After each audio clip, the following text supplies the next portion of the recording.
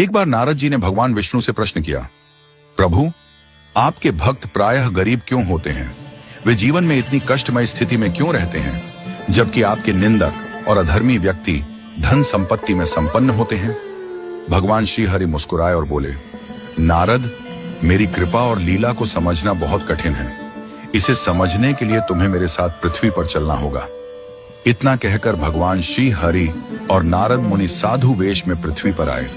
वे दोनों एक नगर पहुंचे और वहां के एक धनवान सेठ के घर जाकर भिक्षा मांगने के लिए दरवाजा खटखटाया। सेठ जी गुस्से में दरवाजे की ओर आए और देखा कि दो साधु खड़े हैं। भगवान ने प्रेम से कहा, भैया, बहुत भूख लगी है, कृपया थोड़ा भोजन दे दीजिए। सेठ जी यह सुनकर क्रोधित हो गए और बोले, तुम लोगों को शर्म नहीं आती? मेहनत करके खाने में क्या कठिनाई है? जाओ, जाकर किसी होटल से खाना मांगो, यहाँ भीख मांगने मत आओ। सेठ का यह व्यवहार देखकर नारद जी को बहुत दुख हुआ। वे भगवान से बोले, प्रभु, देखिए, यह व्यक्ति कितना अहंकारी और कठोर हृदय का है। वह न केवल आपको पहचानने में असमर्थ रहा, बल्कि आपको अपमानित भी कर रहा है। ऐसे व्यक्ति को तो दंड मिलना चाहिए। कृपया इसे कोई अभिशाप दीजिए। भगवान मुस्कुराए और बोले, नारद, मेरी लीला अपरंपार है। देखो, मैं इसे अभिशाप नहीं बल्कि आशीर्वाद देता हूँ। यह कहकर भगवान ने सेठ को और अधिक धन संपत्ति बढ़ाने का वरदान दे दिया।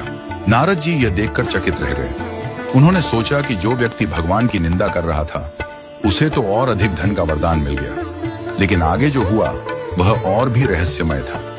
इसके बाद भगवान और नारद मुनि नगर के बाहर एक वृद्धा के छोटे से झोंपड़े के पास पहुंचे।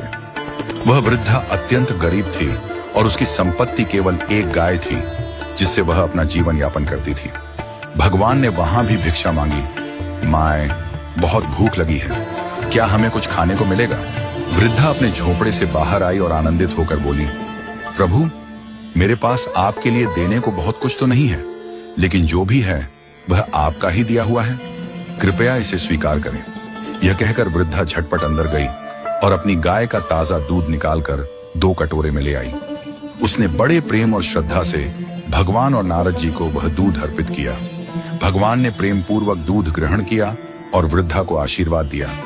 नारद जी यह देखकर प्रसन्न हुए और बोले, प्रभु, यह देखिए, यह भक्त आपको कितने प्रेम से भोग अर्पित कर रही है। इसने अपने पास जो भी था वह सब कुछ आपको समर्पित कर दिया। कृपया इसे कोई बड़ा वरदान दीजिए जिससे इसका जीवन सुखी हो जाए। भगवान ने थोड़ी देर सोचा और वृद्धा की गाय को मरने का अभिशाप दे दिया। यह सुनकर नारद जी अत्यंत व्याकुल हो गए। उन्होंने कहा, प्रभु, यह आपने क्या किया? यह तो आपकी सच्ची भक्त है। इसकी गाय ही इसका एकमात्र सहारा थी और आपने उसे ही छीन लिया। यह अन्याय क्यों? भगवान ने नारद जी की ओर देखा और बड़े प्रेम से समझाया, नारद, तुम्हें मेरी लीला समझ में नहीं आई। यह वृद्धा मेरी परम भक्त है और शीघ्र ही इसे यह संसार त्याग कर मेरे धाम आना था, किंतु इसकी गाय के प्रति अत्यधिक मोह था। जब इसका अंतिम समय आता तो यह भगवान का स्मरण करने के बजाय अपनी गाय की चिंता में ही लीन रहती। इससे इसका अगला जन्म गौ योनि में हो जाता और इसे अनेक दुख भोगने पड़ते। इसलिए मैंने इसकी गाय को पहले ही छीन लिया, ताकि जब इसका अंतिम समय आए तो इसका मन केवल मुझ में ही लगा रहे और यह सीधा मेरे धाम को प्राप्त कर सके। वहीं दूसरी ओर वह सेठ धन संपत्ति से इतना मोहग्रस्त है कि जब उसकी मृत्यु होगी तो उसका ध्यान केवल अपनी तिजोरी और सोने चांदी पर होगा। इसके कारण वह अगले जन्म में तिजोरी की रक्षा करने के लिए सांप के रूप में जन्म लेगा।